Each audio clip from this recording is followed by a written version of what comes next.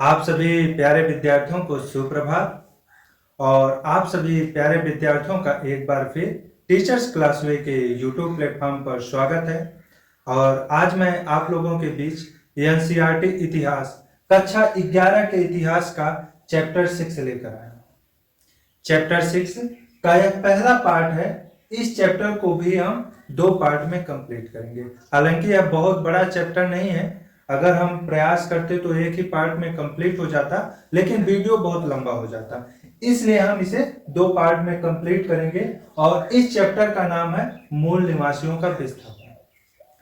इस चैप्टर में हम, जैसा कि हमने पिछले चैप्टरों से हमने पढ़ते आए हैं कि किस तरह से यूरोप में राजनीतिक घटनाक्रम हुए, किस तरह से वहाँ के साम्राज्यिक परिवर्तन हुए, वहाँ के सामाजिक परिवर्तन हुए, आर्थिक परिवर्तन हुए, हम इन सब पॉइंट्स पर पिछले ही चैप्टरों से पढ़ते आए हैं। और हम पिछली ही कक्षाओं से अब पढ़ते आए हैं कि मूल निवासियों का विस्थापन, कि मूल निवासियों का कैसे विस्थापन हुआ, ऐसी कौन सी शक्तियां आई जो मूल निवासियों को उनके स्थान से हटाकर दूसरे स्थान पर भेज दिया। तो इस चैप्टर में हम अमेरिका और ऑस्ट्रेलिया के मूल निवासियों के विषय में चर्चा करेंगे। क्योंकि इस टॉपिक में ऑस्ट्रेलिया और उत्तरी अमेरिका के मूल निवासियों के विषय में चर्चा की गई है, तो आज हम उसी पे चर्चा करेंगे। तो चलिए शुरुआत करते हैं। सबसे पहले हम जानने का प्रयास करेंगे कि मूल निवासी क्या है। मूल निवासी क्या है? तो पहला प्रश्न है, लिख लीजिए कि मूल निवासी से क्या समझते हैं या मूल निवासी से क्या आशय है। तो प्रश्न लिखिए, हेडिंग डाल लीजिए मूल निवासी।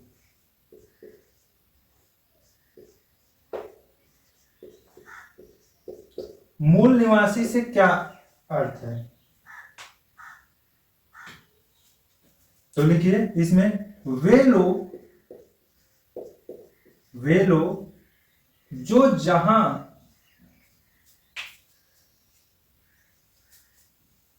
वे लोग जो जहां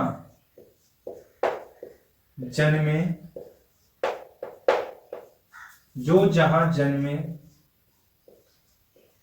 और उसी स्थान पर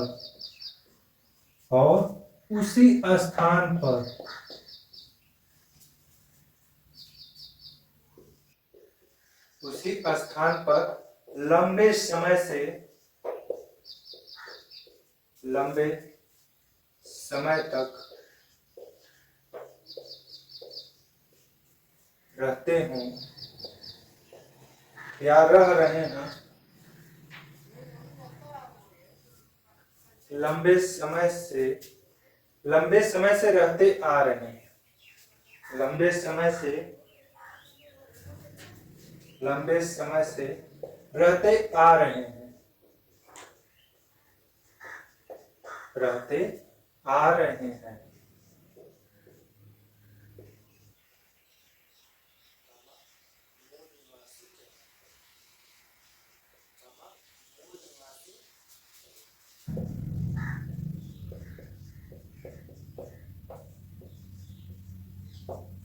मूल निवासी क्या है? पहला प्रश्न, क्योंकि चैप्टर का नाम है मूल निवासियों का विस्थापन, तो सबसे पहले हम जानने का प्रयास करेंगे कि मूल निवासी क्या है। मूल निवासी हम किसे कहते हैं?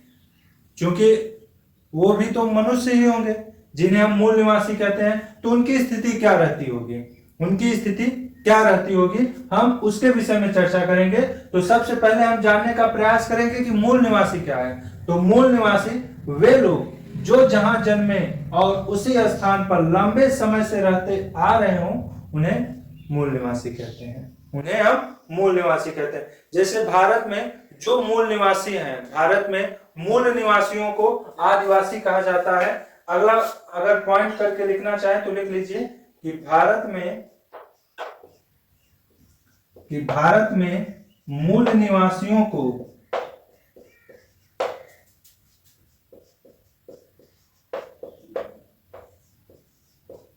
आदिवासी कहा जाता है।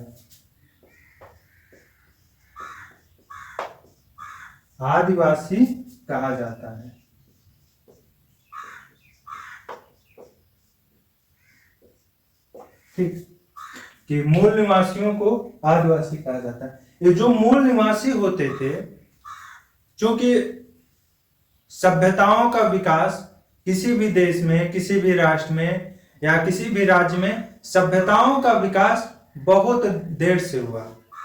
प्रारंभ में सभ्यताएं नहीं थी, और जब सभ्यताएं नहीं थी तो मूल निवासियों का जो जीवन था वह बहुत ही कठिन था। वह बहुत ही कठिन था। ये लोग क्या करते थे कि एक समूह में इकट्ठा होकर नदियों की घाटियों में रहते थे, या नदियों के आसपास या झीलों के आसपास या समुद्र के आसपास अपना कॉलोनी बनाते थे। कॉलोनी कहना उचित नहीं होगा, अपनी बस्ती बनाते थे और वहां एक समूह में रहते थे। और इनका जो भोजन होता था वह भी ये लोग बहुत कठिनाई से प्राप्त करते थे, क्योंकि इन्हें फसलों के विषय में बहुत जानकारी होती नहीं थी, सब्जियों के विषय में बहुत जानकारी होती नहीं थी। हाँ, तो ये लोग क्या करते थे, ये लोग मछली और मांस का ही सेवन करते थे। और इनका एक चीज, इनमें एक अच्छाई थी कि वे लोग उतने ही जानवरों को मारते थे या उतने ही जानवरों का शिकार करते थे जितने से इनका पेट पोषण हो जाता था। तो यह इनमें अच्छाई थी। बाकी इनकी जीवन स्थिति बहुत ही कठिन थी। भारत में हम देख लें, आज भी देखें तो जो मूल निवासी हैं उनकी स्थिति में आज भी बहुत सुधार नहीं हुआ है। हालांकि पहले की अपेक्षा स्थिति कुछ जरूर बदली है, लेकिन अभी भी ये लोग मूल धारणा में नहीं आ पाए हैं। तो उसी तरह से उत्तरी अमेरिका और ऑस्ट्रेलिया के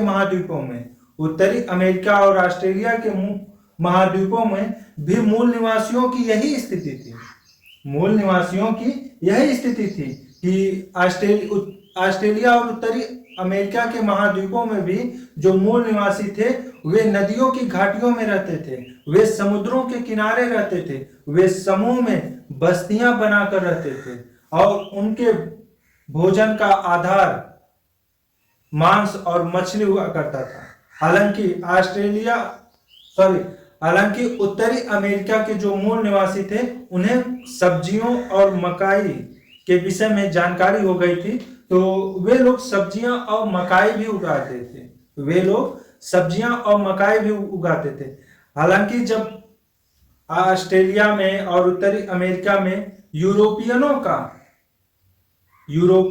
का आगमन हुआ और वहां यूरोपी अप्रवासी बनकर गए, तो वहां पर इनकी स्थिति, मूल निवासियों की स्थिति और ही बदतर हो गई। तो आप लोग इतना नोट कर लीजिए। उसके बाद अब हम अगला जो पॉइंट है कि मूल निवासियों का विस्थापन से क्या आशय है, उस पे हम चर्चा करेंगे। तो इसे आप लोग नोट कर लीजिए। चलिए, इतिहास विश्लेषण का विषय है, इसलिए विश्लेषण करना पड़ता है। हालांकि हम कोशिश करते हैं कि जितने भी पॉइंट्स हैं केवल उन्हीं पॉइंट्स पे चर्चा करें, लेकिन उन पॉइंट्स की भूमिका बनानी पड़ती है और भूमिका के लिए विश्लेषण जरूरी होता है। तो आप लोग इतना नोट कर लीजिए। उसके बाद अब हम चर्चा करेंगे कि मूल निवासियों का विस्थापन से क्या आशय है और मूल निवासियों का विस्थापन कैसे हुआ। दोनों प्रश्न का एक ही उत्तर होगा कि मूल निवासियों का विस्थापन से क्या आशय है या मूल निवासियों का विस्थापन कैसे हुआ उत्तरी अमेरिका और ऑस्ट्रेलिया के महाद्वीपों में। तो चलिए अब आगे हम चर्चा करते हैं। इसे आप लोग चलिए, अगला प्रश्न है, लिख लीजिए कि मूल निवासियों का विस्थापन से क्या आशय है या मूल निवासियों का विस्थापन कैसे हुआ। ठीक है, चलिए।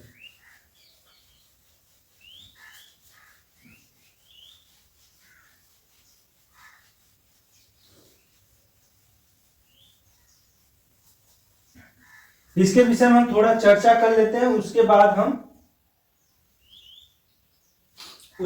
हम इसको लिखते हैं कि देखिए कि जब 18वीं शताब्दी में 17वीं से 18वीं शताब्दी 19वीं शताब्दी तक जब अधिकांश अधिकांश भूभाग पर ब्रिटिश लोगों का कब्जा था। ब्रिटिश लोगों का कब्जा था। तो जो यूरोपीय थे, आप इस तरह से कह सकते हैं कि जब 18वीं शताब्दी में यूरोपीय लोगों का कब्जा था अधिकांश भूभाग पर, तो जो यूरोपीय थे वे, उनका जो क्षेत्र था जहां पर उनका कब्जा था, उन स्थानों पर वे अप्रवासी बनकर रहने लगे। अप्रवासी बनकर रहने लगे और धीरे धीरे क्या हुआ कि वे लोग अस्थायी निवासी बन गए। वे लोग अस्थायी निवासी बन गए और जब अस्थायी निवासी बन गए तो वहां के जो मूल निवासी थे उनको मजबूर होकर अपना स्थान छोड़ना पड़ा। वे फिर से जंगलों की ओर कूच कर गए, अर्थात वे फिर से जंगलों की ओर चले गए। तो चलिए इसमें हम देखते हैं कि 18वीं सदी में, देखिए कि 18वीं सदी में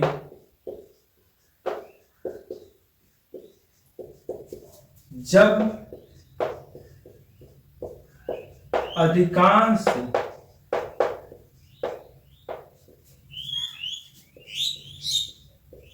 भूभाग पर यूरोपीय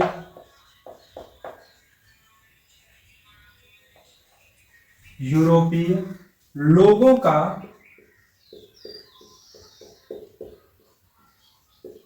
कब्जा था, तो इसी दौरान यूरोप से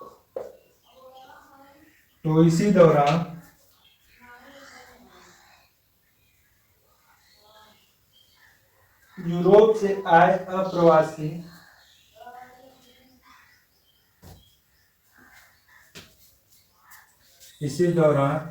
यूरोप से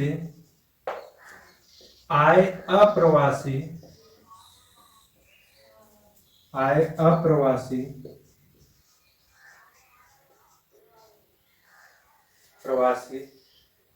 दक्षिणी अमेरिका के हिस्सों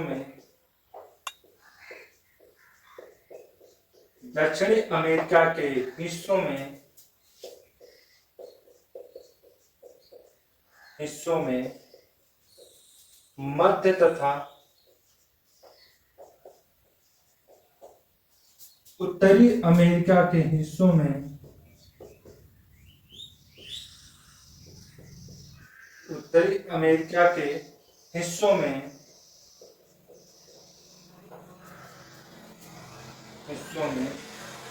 और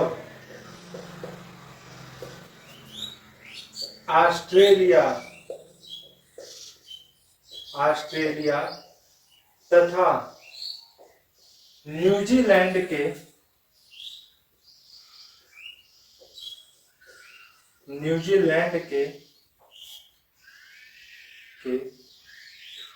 हिस्सों में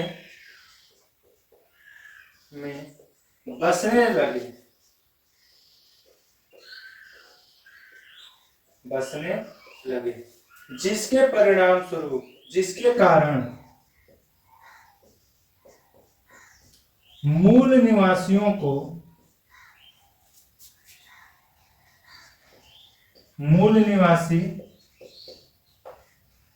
अपने स्थान को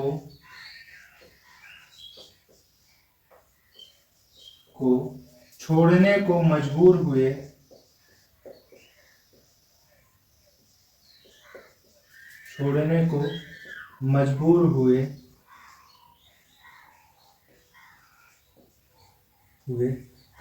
ऐसी प्रक्रिया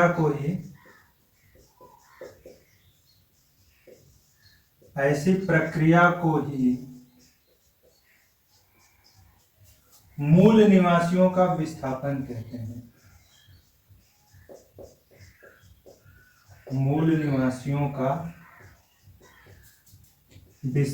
कहते हैं।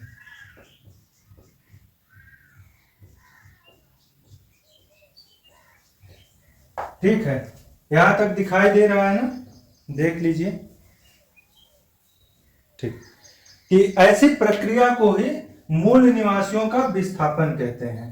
ठीक है, कि 18वीं सदी में जब अधिकांश भूभाग पर यूरोपीय लोगों का कब्जा था, 18वीं सदी में जब अधिकांश भूभाग पर यूरोपीय लोगों का कब्जा था, तो इसी दौरान यूरोप से आए अप्रवासी दक्षिणी अमेरिका के हिस्सों में, मध्य तथा उत्तरी अमेरिका के हिस्सों में और ऑस्ट्रेलिया तथा न्यूजीलैंड के हिस्सों में बसने लगे, जिसके कारण मूल निवासी अपने स्थान को छोड़ने को मजबूर हुए। तो ऐसी प्रक्रिया को ही मूल निवासियों का विस्थापन कहते हैं। और यूरोपीय लोग जो अप्रवासी के रूप में जहां बसे, उनको हम कॉलोनी या उपनिवेश कहते हैं। उन्हें हम कॉलोनी या उपनिवेश कहते हैं। तो इतना प्रश्न समझ में आया। अगर यहाँ से अगर कोई भी पॉइंट्स पे, किसी भी पॉइंट्स पे डाउट हो तो उसे आप जरूर पूछ लीजिएगा कि मूल निवासियों के विस्थापन से क्या आशय है। तो उसका है कि 18वीं सदी में जब अधिकांश भूभाग पर यूरोपीय लोगों का कब्जा था, तो इसी दौरान यूरोप से आए अप्रवासी दक्षिणी अमेरिका, मध्य तथा उत्तरी अमेरिका के हिस्सों में और ऑस्ट्रेलिया तथा न्यूजीलैंड के हिस्सों में बसने लगे, जिसके कारण क्या हुआ कि जो वहां के मूल निवासी थे, उन्हें अपना स्थान छोड़ना पड़ा। उन्हें अपना स्थान छोड़कर दूसरे स्थानों पर जाना पड़ा, यानी कि उन्हें मूल धारणा वाली जितने भी प्राकृतिक संसाधन वाली जो जहां से वे लोग अपने सभ्यता का विकास कर सकते थे, वहां से उन्हें फिर जंगलों की ओर जाना पड़ा। तो ऐसी ही प्रक्रिया को ही हम मूल निवासियों का विस्थापन कहते हैं। ठीक है, तो इतना आप लोग नोट कर लीजिए। अब इसके बाद चर्चा करेंगे कि साम्राज्यवाद क्या है, यूरोपीय साम्राज्यवाद क्या है।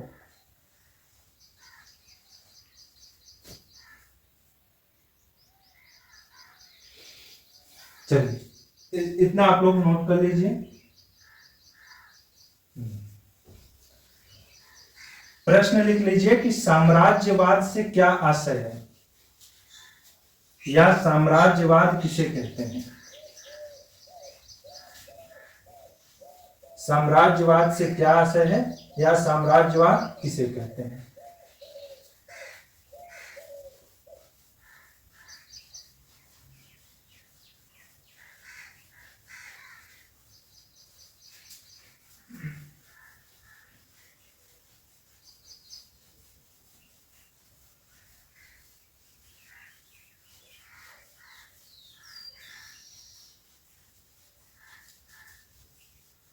चलिए, साम्राज्यवाद क्या होता है कि जब कोई देश किसी देश पर आक्रमण करके उसे जीत लेता है, जब कोई देश किसी देश पर आक्रमण करके उसे जीत लेता है और उसे अपने साम्राज्य में मिला लेता है, उसे अपने साम्राज्य में मिला लेता है, अर्थात उसकी जो आर्थिक और राजनीतिक गतिविधियां होती हैं उस पर वह नियंत्रण स्थापित कर लेता है, तो ऐसी ही व्यवस्था को हम साम्राज्यवाद कहते हैं। तो लिख लीजिए कि साम्राज्यवाद क्या है। साम्राज्यवाद, हेडिंग डाल लीजिए कि साम्राज्यवाद क्या है। ठीक है, चूंकि यूरोपीय साम्राज्यवाद के विषय में आपके टॉपिक में चर्चा है, तो हमें यूरोपीय साम्राज्यवाद के विषय में चर्चा करना है। तो उसके पहले हम जानने का प्रयास करेंगे कि साम्राज्यवाद क्या है। साम्राज्यवाद के विषय में लिखिए कि जब कोई देश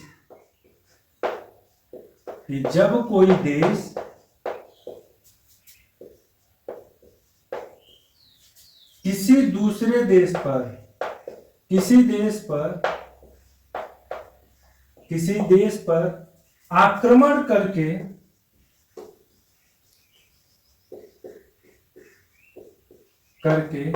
उसे जीत लेता है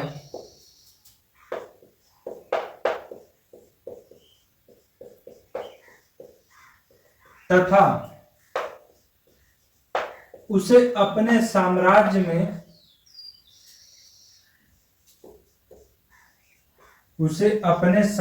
में मिला लेता है,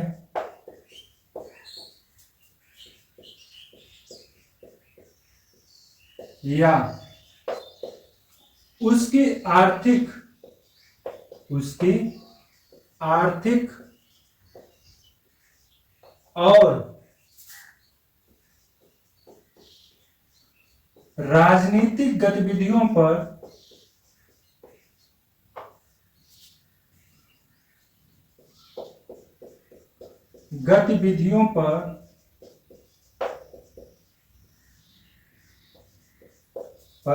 अपना नियंत्रण स्थापित कर लेता है, अपना नियंत्रण स्थापित कर लेता है,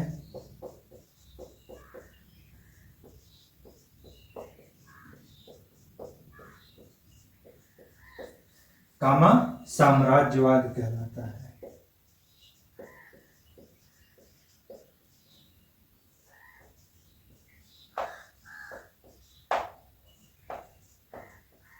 समझ में आया कि जब कोई देश किसी देश पर आक्रमण करके उसे जीत लेता है तथा उसे अपने साम्राज्य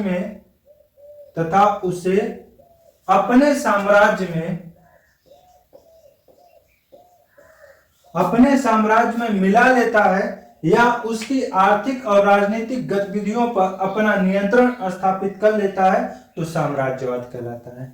जैसा कि भारत ब्रिटेन का साम्राज्यवाद था, उपनिवेशवाद था। हाँ, चूंकि ब्रिटेन जो था, ब्रिटिश जो था, जो अंग्रेज थे, वे क्या थे कि वे भारत देश में आए, पहले व्यापारी के रूप में आए, उसके बाद धीरे धीरे स्थानों पर कब्जा करना शुरू किया। उसके बाद क्या किया कि वे भारत के आर्थिक और राजनीतिक गतिविधियों पर अपना नियंत्रण स्थापित कर लिया, अपने अनुसार शासन चलाने लगे।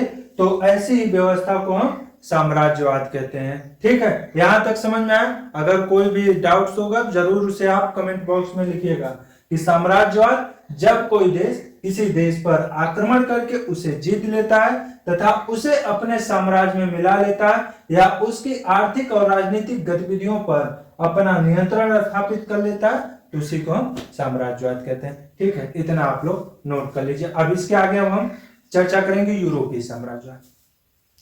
क्या था कि यूरोपीय लोग थे, वे दूसरे देशों पर आक्रमण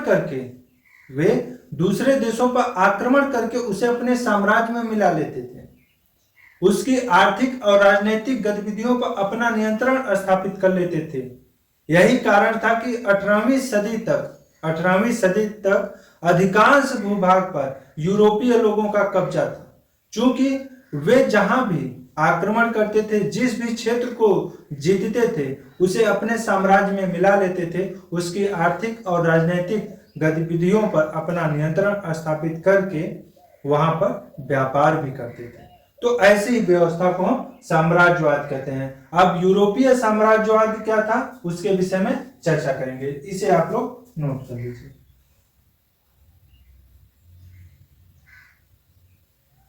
चलिए,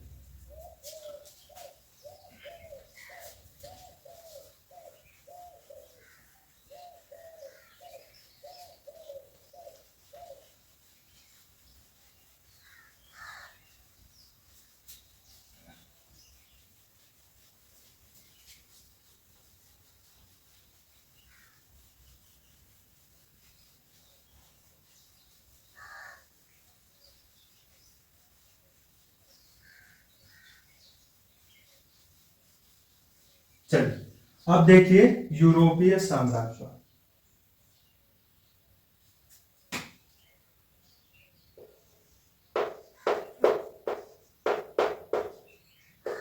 यूरोपीय साम्राज्यवाद, तो इसमें लिखिए यूरोपीय साम्राज्यवाद से क्या तात्पर्य है या यूरोपीय साम्राज्यवाद से क्या आशय है। तो लिखिए यूरोपीय साम्राज्यवाद से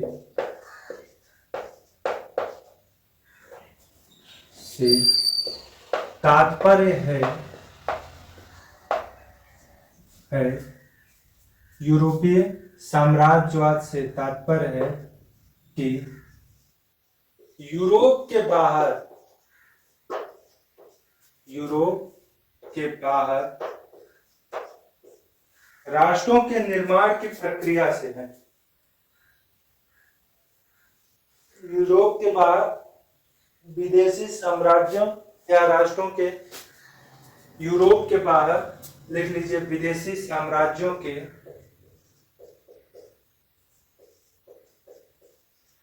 राष्ट्र भी लिख सकते हैं कि विदेशी साम्राज्यों के निर्माण की प्रक्रिया से,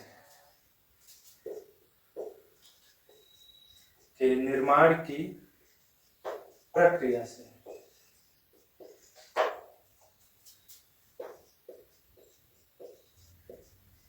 जैसा कि हम जानते हैं कि यूरोपीय साम्राज्यवाद बहुत बड़ा था, क्योंकि 18वीं सदी तक अधिकांश भूभाग पर इनका कब्जा था, अधिकांश भूभाग पर इनका कब्जा था। तो यूरोपीय साम्राज्यवाद से तात्पर्य है कि यूरोप के बाहर जो विदेशी साम्राज्यों के निर्माण की प्रक्रिया होती थी, कि जो यूरोप के बाहर जो इनका साम्राज्य होता था, जिन पर इनका नियंत्रण होता था, उसी को हम यूरोपीय साम्राज्यवाद कहते हैं, उसी को हम यूरोपीय साम्राज्यवाद कहते हैं। जैसे भारत था, ऑस्ट्रेलिया था, अमेरिका था, ऐसे अधिकांश एशिया और अमेरिका, अफ्रीका महाद्वीप के ऐसे अनेक देश थे जहां पर यूरोपीय लोगों का कब्जा था और यूरोपीय साम्राज्यवाद का नियंत्रण था। ठीक है, तो इसे आप लोग नोट कर लीजिए। अब आगे इसी में लिख लीजिए उपनिवेश। उपनिवेश क्या होता है?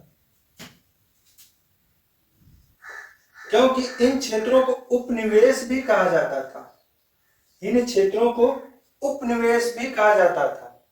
हाँ, तो उपनिवेश के विषय में आप लिख लीजिए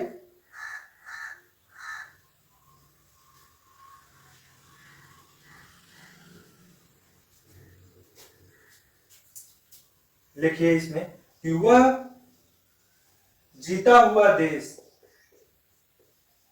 वह जीता हुआ देश जिसमें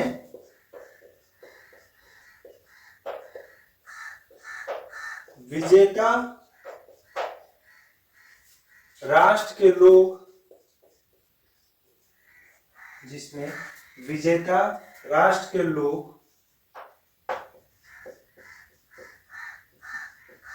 आकर बस जाएं और वहां की शासन व्यवस्था को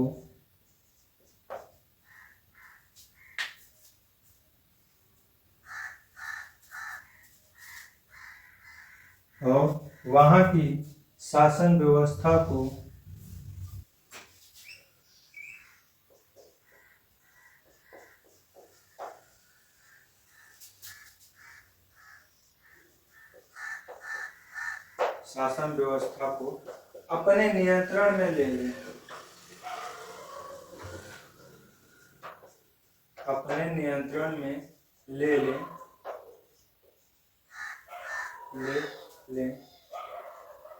हम उपनिवेश कहते हैं।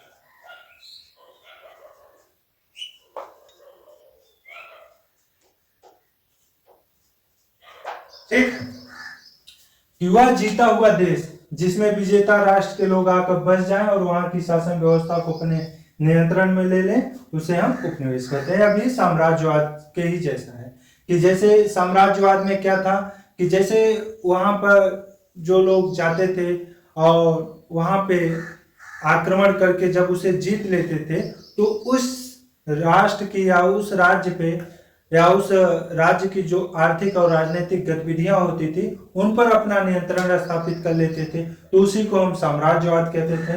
और उपनिवेश में क्या हो, वह उपनिवेश ही होता था। इसीलिए भारत को साम्राज्यवाद और उपनिवेशवाद एक ही है, इसमें बहुत अंतर नहीं है। जैसे भारत को ब्रिटेन का साम्राज्यवाद भी कहा जाता है और भारत को ब्रिटेन का या ब्रिटिश राज्य का उपनिवेशवाद भी कहा जाता है। ठीक है, तो दोनों की परिभाषाएं लगभग सेम है, बहुत ज्यादा अंतर देखने को इसमें नहीं मिलेगा, इसे आप लोग नोट कर लीजिए। ठीक है, अब इसके बाद हम कुछ और पॉइंट्स हैं कि जैसे कि जब इन देशों में जो लोग आकर बसते थे, जैसे यूरोपीय लोग उत्तरी अमेरिका, हाँ, उत्तरी अमेरिका और ऑस्ट्रेलिया और न्यूजीलैंड के देशों में जाकर बसने लगे, तो वहाँ के जो मूल निवासी थे, वहाँ के जो मूल निवासी थे, वो वे लोग इन्हें क्या कहकर पुकारते थे? वे लोग इन्हें क्या कहकर पुकारते थे? तो वे लोग इन्हें सेटलर कहते थे या आबादकार कहते थे। सेटलर जिसका अर्थ होता है आबादकार। अब सेटलर क्या है उसके विषय में हम चर्चा करेंगे। तो चलिए इसे आप लोग नोट कर लीजिए, स्क्रीनशॉट ले लीजिए। ठीक है।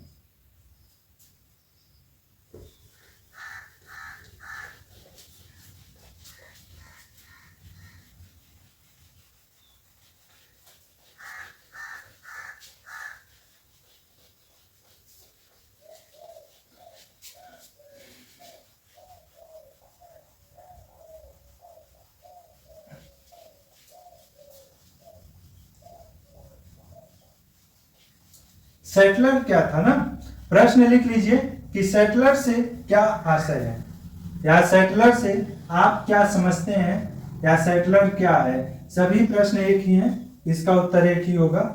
कि सेटलर क्या था, कि सेटलर था कि जैसे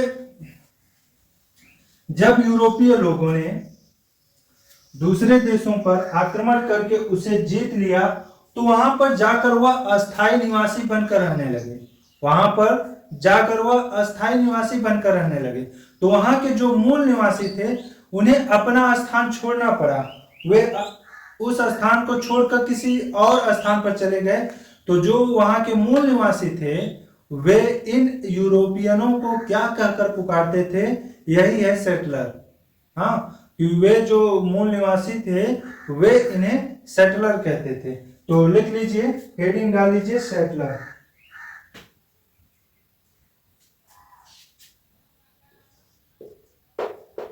सेटलर, सेटलर को आबादकार भी कहते हैं। तो क्वेश्चन में लिख लीजिएगा कि आबादकार। चल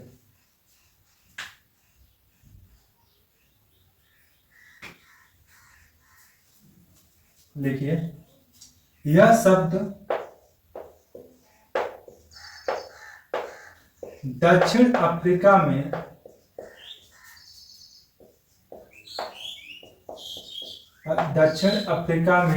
डच के लिए कामा आयरलैंड,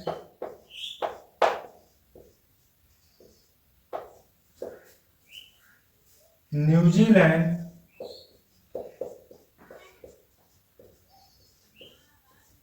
और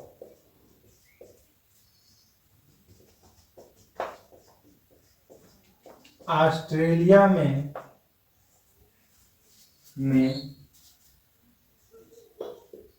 ब्रिटिश के लिए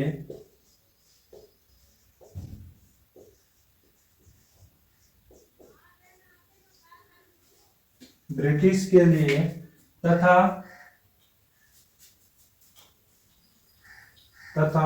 अमेरिका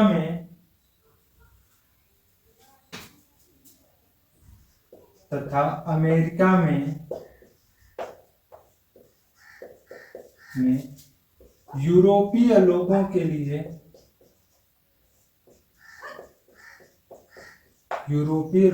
के लिए इस्तेमाल होता था।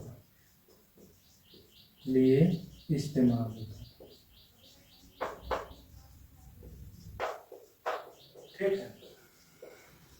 कि सेटलर क्या है, कि सेटलर यह शब्द दक्षिण अफ्रीका में डच के लिए, जो यूरोपीय आए थे विभिन्न देशों में, जैसे दक्षिण अफ्रीका में डच आए थे, तो दक्षिण अफ्रीका में डचों के लिए सेटलर कहा गया। आयरलैंड, न्यूजीलैंड और ऑस्ट्रेलिया में ब्रिटिश का प्रभुत्व था, तो ब्रिटिश लोगों के लिए कहा गया सेटलर। और अमेरिका में चूंकि सभी यूरोपीय लोगों के लिए सेटलर शब्द का इस्तेमाल हुआ है। तो सेटलर यही है कि जो अप्रवासी के रूप में, जो यूरोपवासी अप्रवासी के रूप में दूसरे देशों में जाकर बसे, तो उन्हीं को हम सेटलर कहते हैं। तो इसे आप लोग नोट कर लीजिए। यहां से अगर कोई डाउट होगा जरूर पूछिएगा। अब इस पाठ के अंतिम चरण में हम लोग हैं।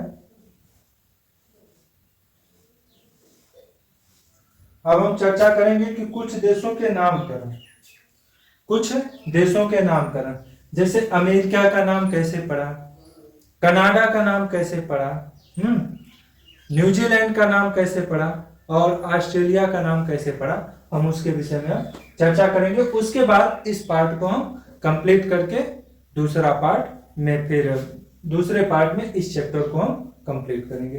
तो इतना आप लोग नोट कर लीजिए। चलिए, क्योंकि वीडियो भी काफी लंबा हो जाएगा। अगर एक पार्ट में कंप्लीट करेंगे तो 40 मिनट के ऊपर जा सकता है, 1 घंटे के ऊपर जा सकता है, 1 घंटे के ऊपर जा सकता है, इसलिए हम इसे 2 पार्ट में कंप्लीट करेंगे। तो चलिए, आप लोग, अब अगला प्रश्न है कि अमेरिका, जो अगले प्रश्न में हम चर्चा करेंगे कि विभिन्न देशों के नामकरण, कि अमेरिका का नाम कैसे पड़ा। सबसे पहले अमेरिका के विषय में किसने चर्चा किया था, या किस ग्रंथ में या किस वृत्तांत में अमेरिका के विषय में किसने चर्चा किया था, क्यों अमेरिका नाम पड़ा।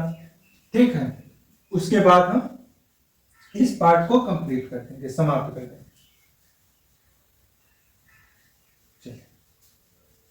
हेडिंग डाल लीजिए कि कुछ देश जिनका नामकरण यूरोपीय लोगों ने किया। कुछ देश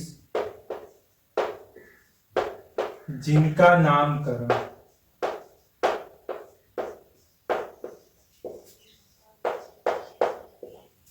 यूरोपीय लोगों ने किया, यूरोपीय लोगों ने किया।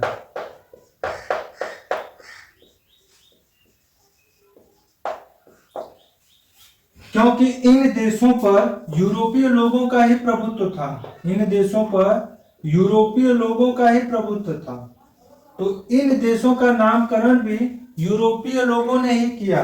तो अमेरिका, अमेरिका का सर्वप्रथम चर्चा अमेरिगो वेसु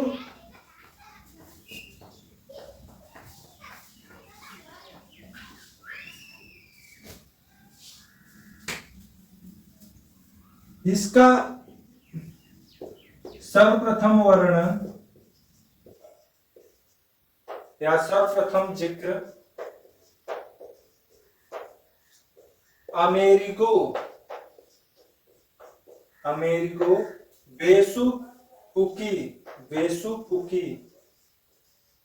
वेसुपुकी ने अपने यात्रा वृत्तांत में किया था, अपने यात्रा वृत्तांत में किया था। और इनका यात्रा वृत्तांत कब प्रकाशित हुआ था, तो इनका यात्रा वृत्तांत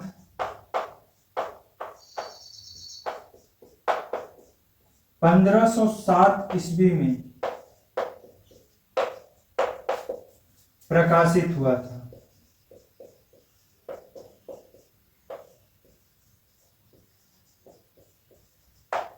कब प्रकाशित हुआ था, 1507 ईस्वी में। अब उसके बाद दूसरा है कनाडा। कनाडा, यह कनाटा शब्द से बना है, कनाटा शब्द से बना है,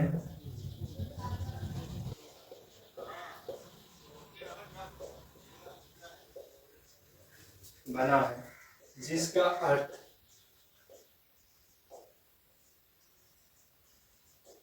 गांव है, जिसका अर्थ क्या है, गांव है। ठीक है, तो अमेरिका का सर्वप्रथम वर्णन किसने किया था, तो अमेरिगो वेसुपुकी ने किया था। अमेरिगो वेसुपुकी ने सर्वप्रथम अमेरिका शब्द का उल्लेख किया था और इन्हीं के उल्लेख के कारण इस देश का नाम अमेरिका भी पड़ा। अगर पूछा जाए कि किसके नाम पर अमेरिका देश का नाम पड़ा तो उसका उत्तर होगा अमेरिगो वेसुपुकी। अमेरिगो वेसुपुकी के नाम पर इस देश का नाम अमेरिका पड़ा, क्योंकि इन्होंने ही सर्वप्रथम अपने यात्रा वृत्तांत में अमेरिका का उल्लेख किया था। और इनका यात्रा वृत्तांत 1507 ईस्वी में प्रकाशित हुआ था। कनाडा, यह कनाडा शब्द से बना है। कनाडा क्या है? यह कनाडा शब्द से बना है जिसका अर्थ गांव होता है। उसके बाद अब हम चर्चा करेंगे न्यूजीलैंड और ऑस्ट्रेलिया। इतना आप लोग ने नोट कर लीजिए।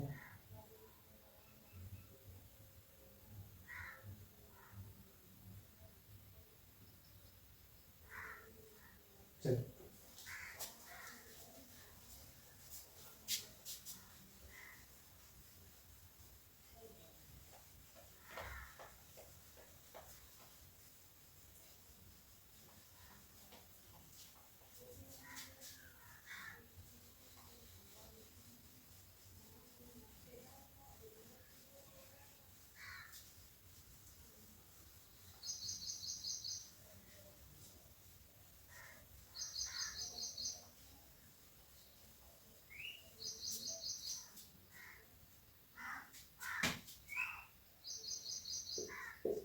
ऑस्ट्रेलिया। ऑस्ट्रेलिया का नाम क्यों पड़ा? तो इसमें लिखिए कि यह महान दक्षिणी महासागर में स्थित है। महासागर की भूमि में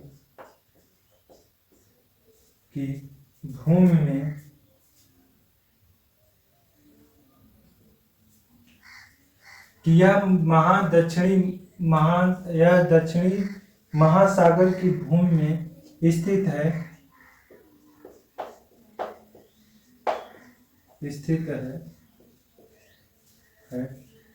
और लातिन भाषा में दक्षिण को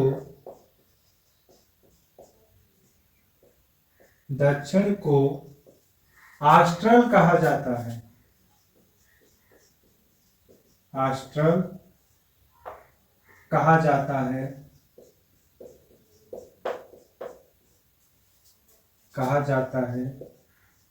जिसके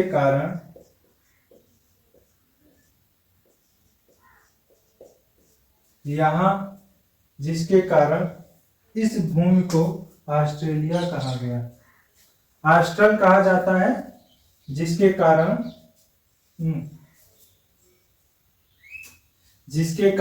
इस भूमि का नाम, जिसके कारण इस देश का नाम ऑस्ट्रेलिया पड़ा।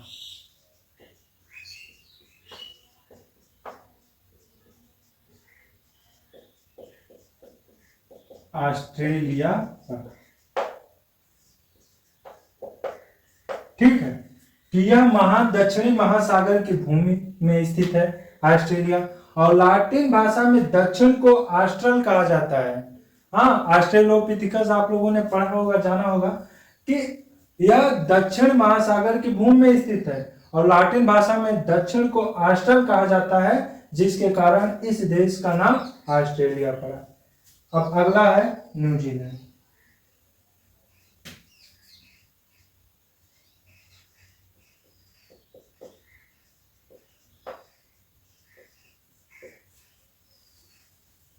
लिखिए, हालैंड के तापमान के कारण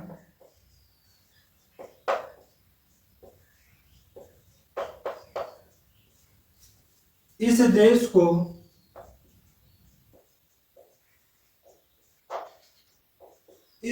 को न्यूजीलैंड कहा गया।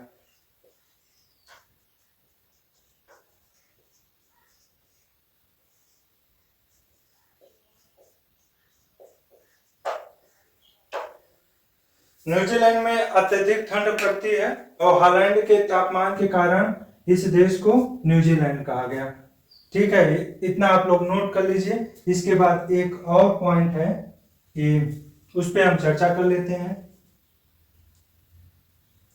कि अमेरिका और ऑस्ट्रेलिया के ऐसे 100 स्थान हैं जिनकी शुरुआत, या ऐसे 100 स्थानों के नाम हैं जिनकी शुरुआत न्यू से होता है।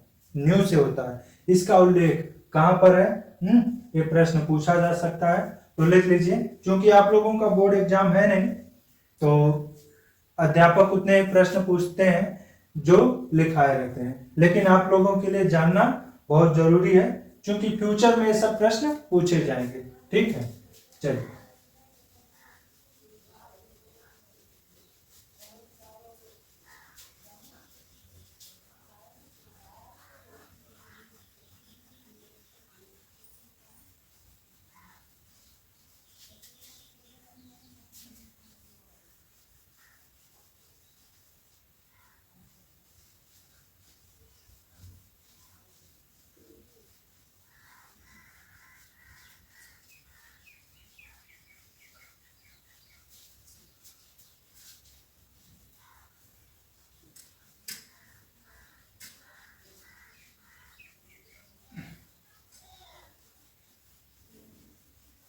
चलिए, प्रश्न है कि किसमें ऑस्ट्रेलिया और अमेरिका के ऐसे 100 स्थानों के नामों का उल्लेख किया गया है जिनकी शुरुआत न्यू से होती है? तो उसका उत्तर होगा, लिखिए कि जियोग्राफिकल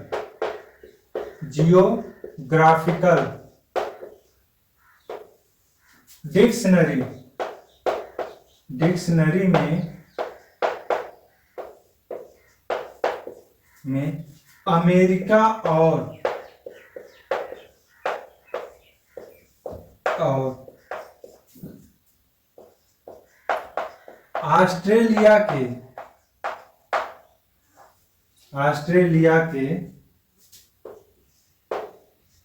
ऑस्ट्रेलिया के ऐसे 100 स्थानों के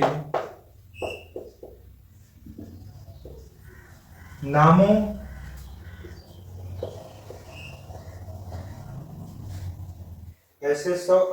के नाम जिनकी शुरुआत न्यू से होती है,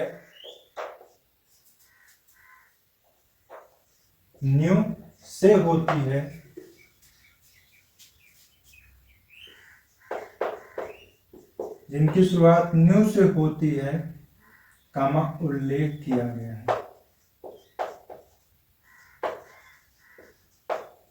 अगर आप चाहें तो इसे क्वेश्चन में कर दीजिए, किया गया है कि जियोग्राफिकल डिक्शनरी में अमेरिका और ऑस्ट्रेलिया के ऐसे 100 स्थानों के नाम जिनकी शुरुआत न्यू से होती है का उल्लेख किया गया है। अगर यह प्रश्न पूछा जाता है और भविष्य में पूछे जाएंगे, प्रतियोगी परीक्षाओं में तो निश्चित रूप से पूछे जाएंगे, तो आप लोग इतना नोट कर लीजिए। यहीं पर इस पार्ट को हम कंप्लीट करते हैं और दूसरे पार्ट में हम इस चैप्टर को कंप्लीट करेंगे। अब दूसरे पार्ट में हम चर्चा करेंगे कि उत्तरी अमेरिका और ऑस्ट्रेलिया में मूल निवासियों की जीवन शैलियां कैसी थी, उनकी स्थिति क्या थी, हाँ, और यूरोपीय लोगों के साथ उनका व्यवहार कैसा था। हम इसके विषय में चर्चा करेंगे।